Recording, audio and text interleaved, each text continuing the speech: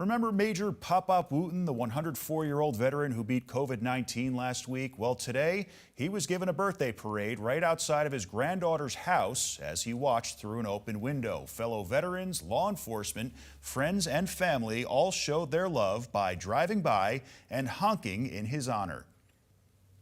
Happy birthday, dear Major. Happy birthday to you. Thank you for your service.